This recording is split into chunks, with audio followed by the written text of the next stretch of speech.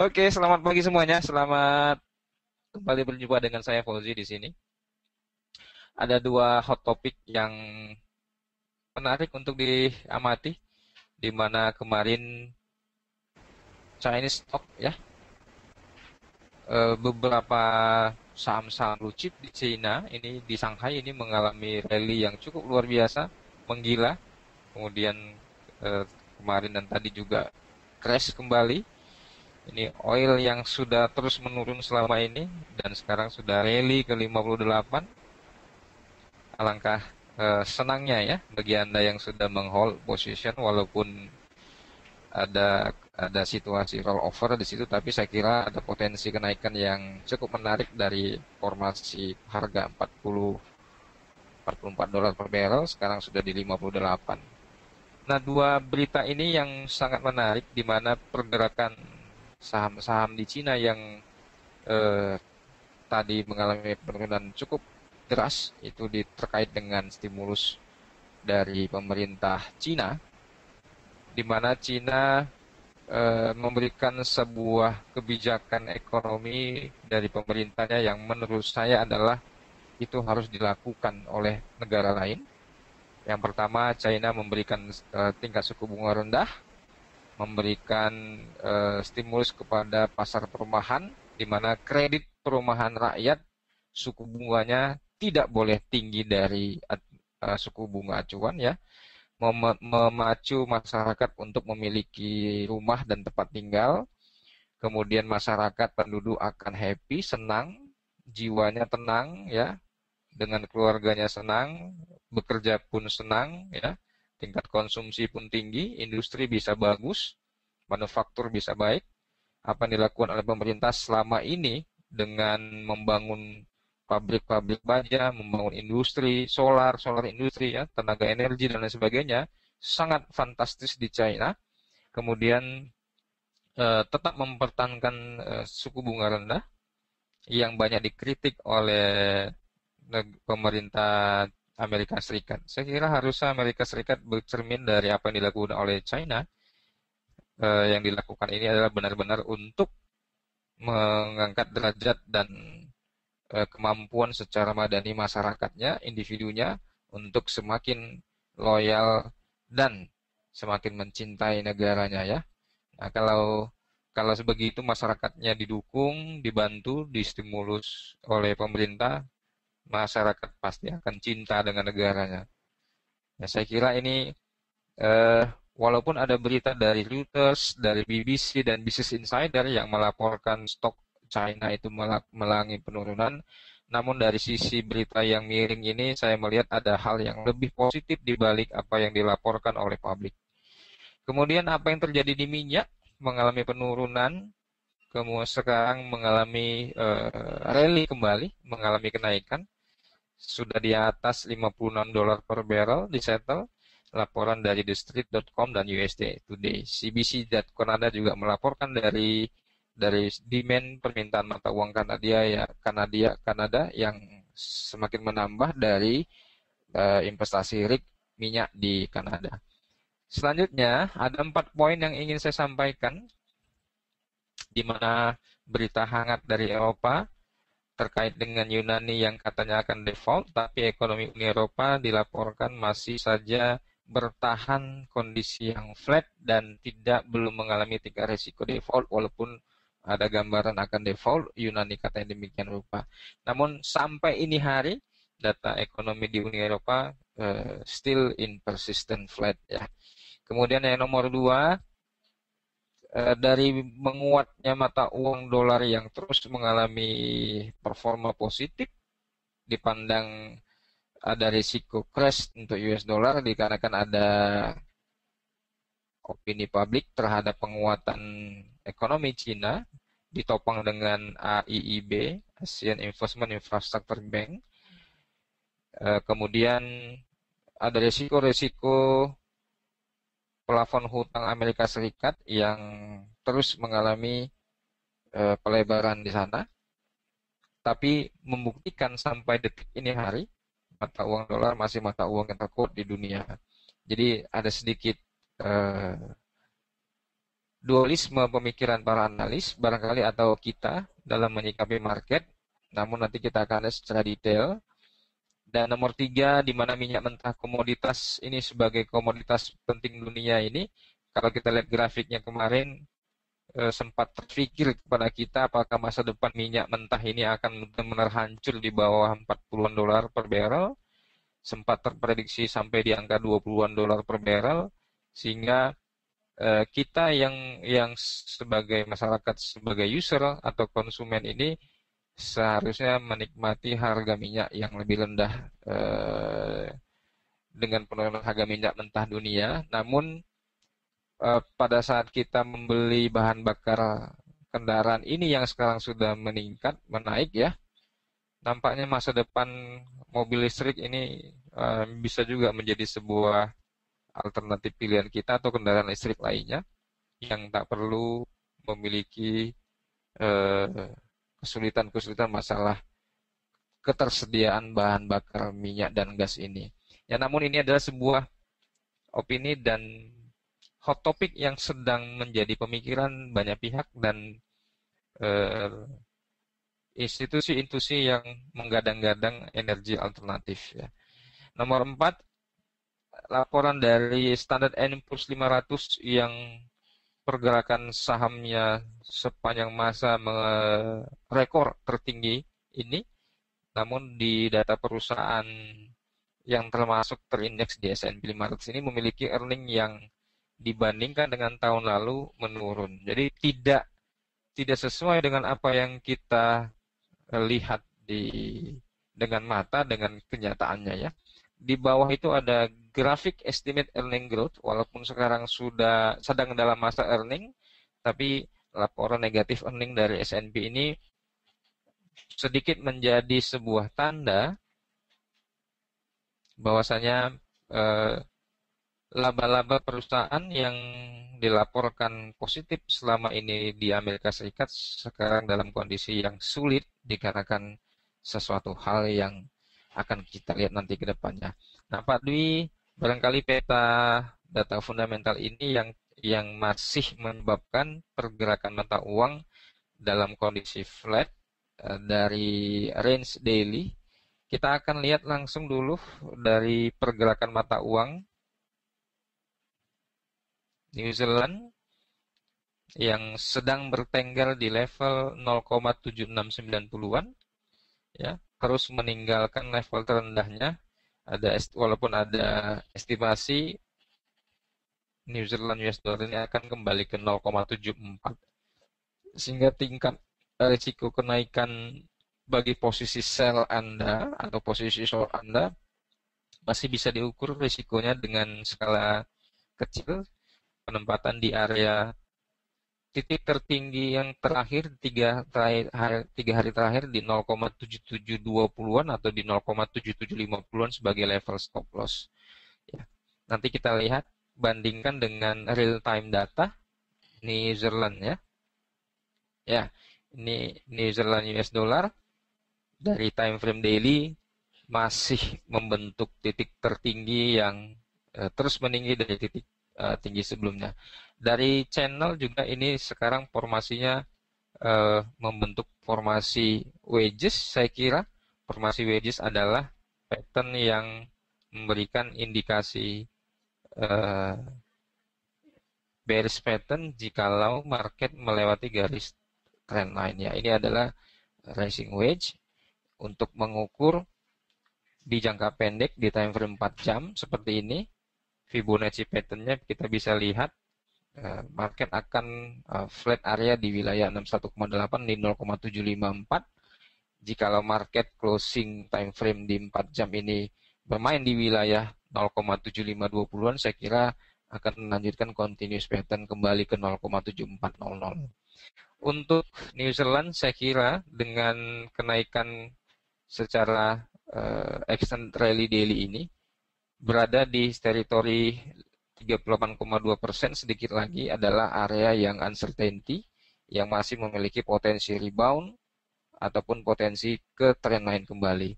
Untuk konfirmasi entry point, menunggu salah satu channel atau trendline ini dia lewati. Oke. Selanjutnya untuk di Australia, bermain-main di wilayah resisten ya, menyentuh di titik 0,7800. Sekarang sedang muter-muter di resisten ya. Akankah ini continuous pattern up dari breakout yang kemarin di garis pivot di garis MA20 daily, atau kembali netral ke 0,7700 di area tengah dari range pergerakan satu pekan terakhir. Mari kita lihat Aussie.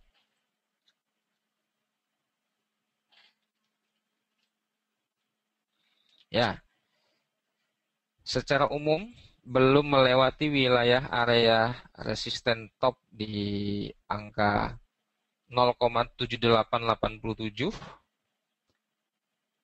Kemudian wilayah zona bottom di zona 0,7565 ya. Jika kalau kita ukur dari pergerakan range swing high ke swing low-nya, masih baru saja melewati teritori 50% wilayah potensialnya. Ya, sehingga dari teknikal terbaca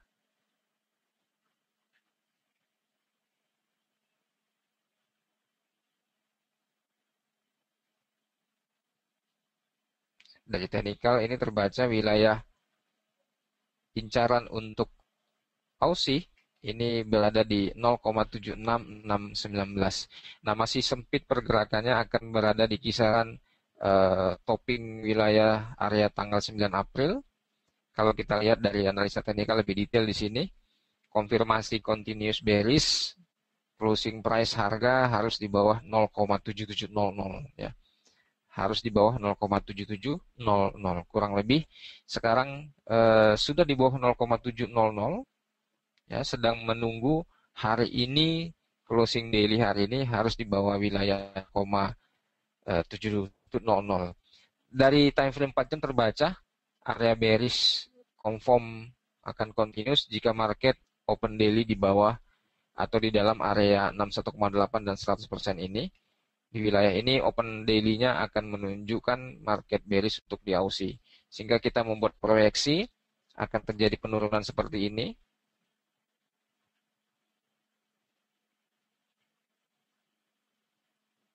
Ya, kemudian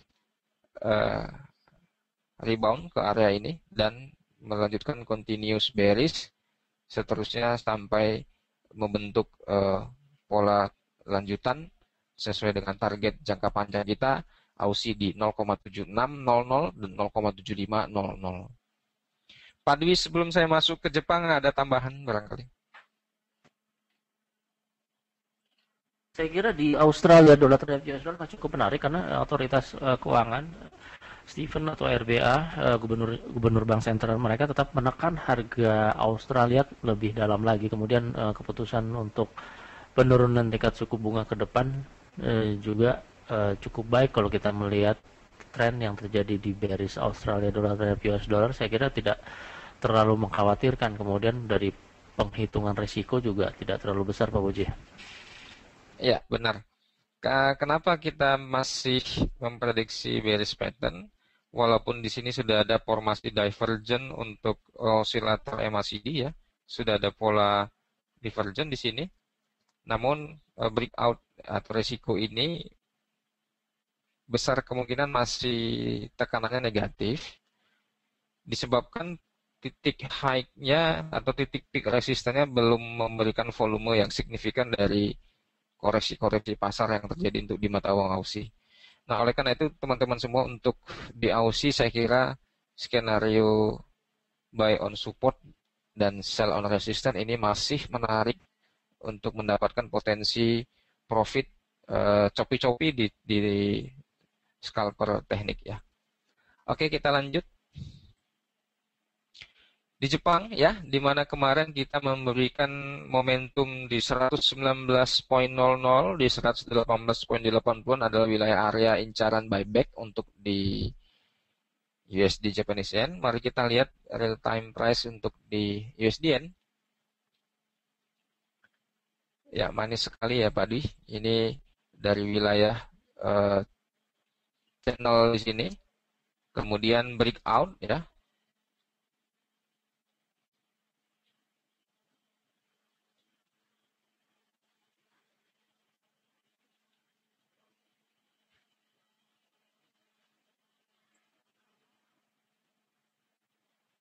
Ya, ini sudah breakout channelnya.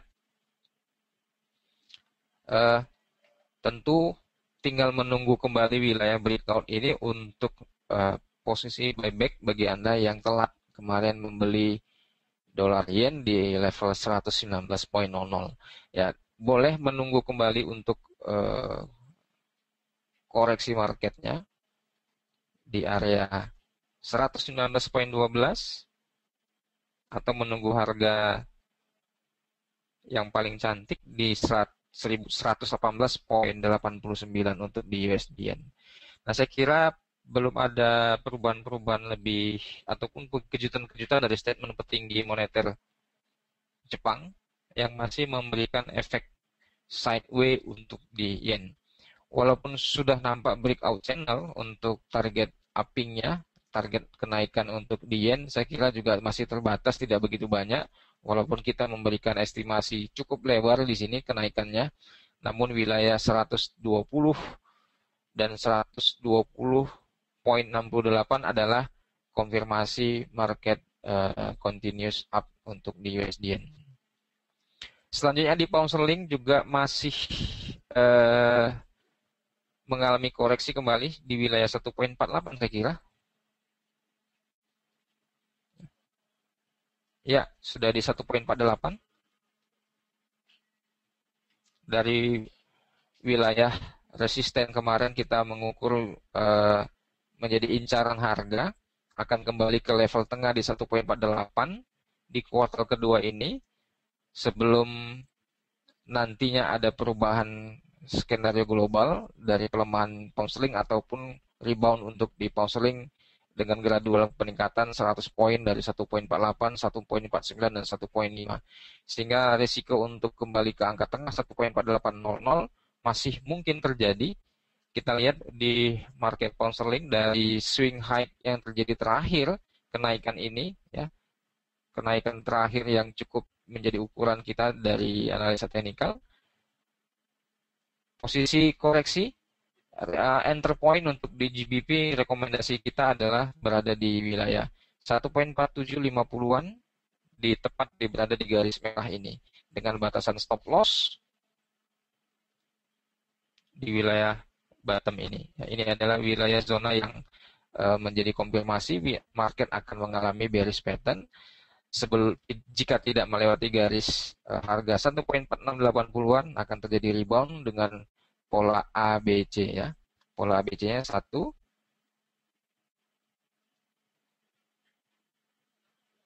2 ya, AB dan C. Nah, ini adalah estimasi dari pergerakan untuk GBP US dollar. Selanjutnya di euro dari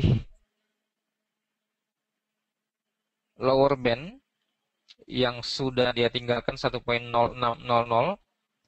bertengger di wilayah tengah channel Bollinger Band 1.0778 masih memberikan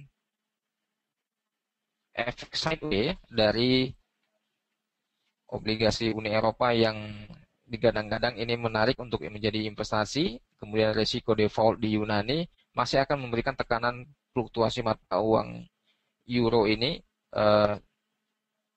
swing-swing olah lah kalau saya bilang nih Pak Dwi ya.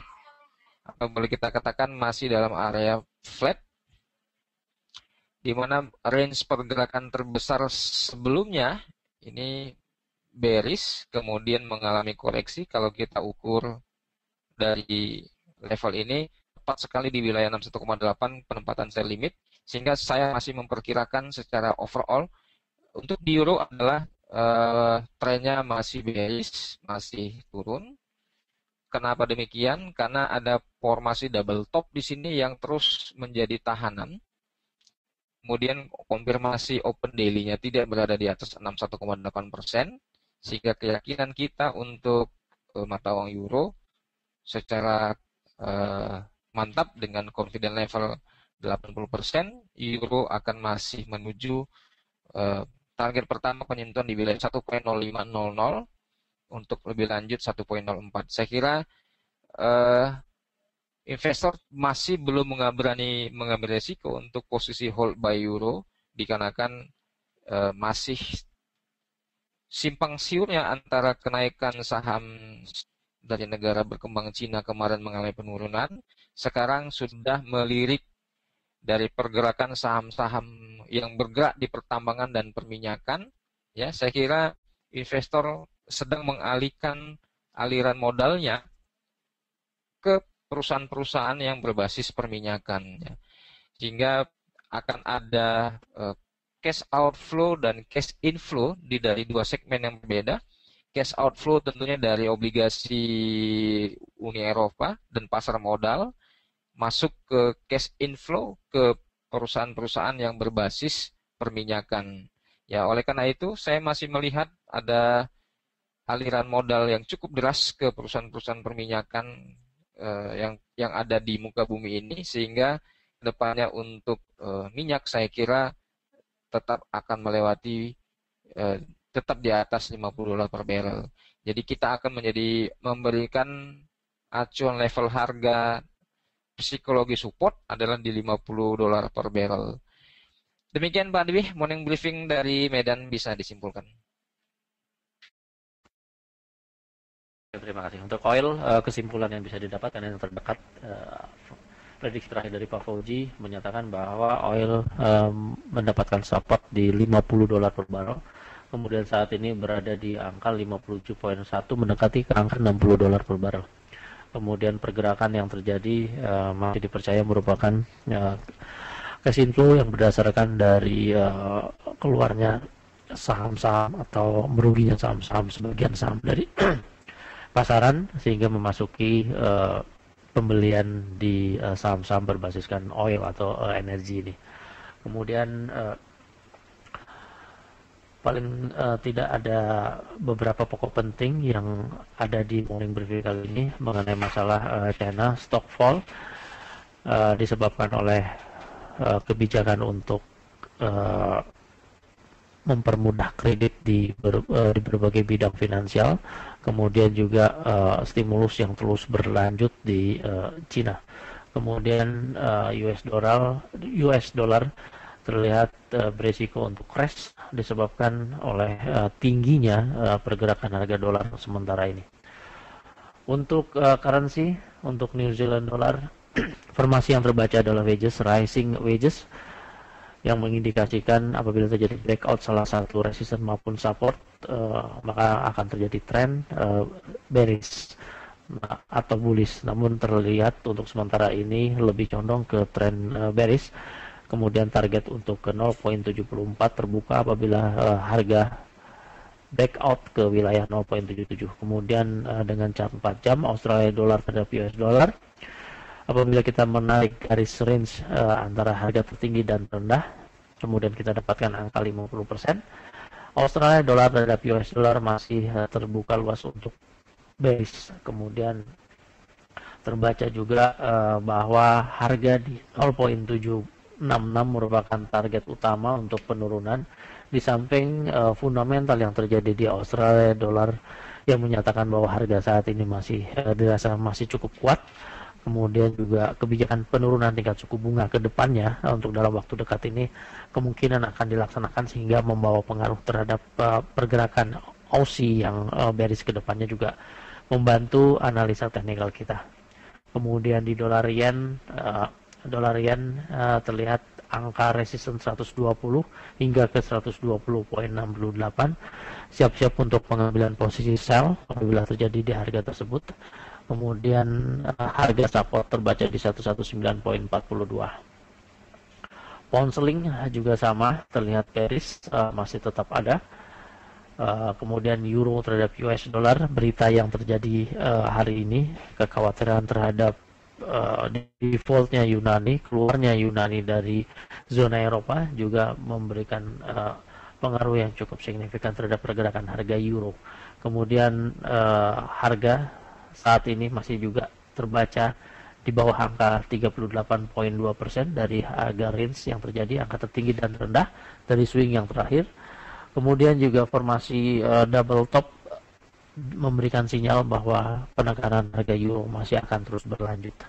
Demikianlah morning briefing kali ini pada tanggal 21 April. Semoga seluruh informasi dapat bermanfaat dan juga menjadikan salah satu informasi yang berguna bagi kita untuk menyampaikan pesan terhadap para investor maupun calon investor kita. Terima kasih morning briefing kali ini, kita sudahi. Selamat pagi dan selamat bekerja.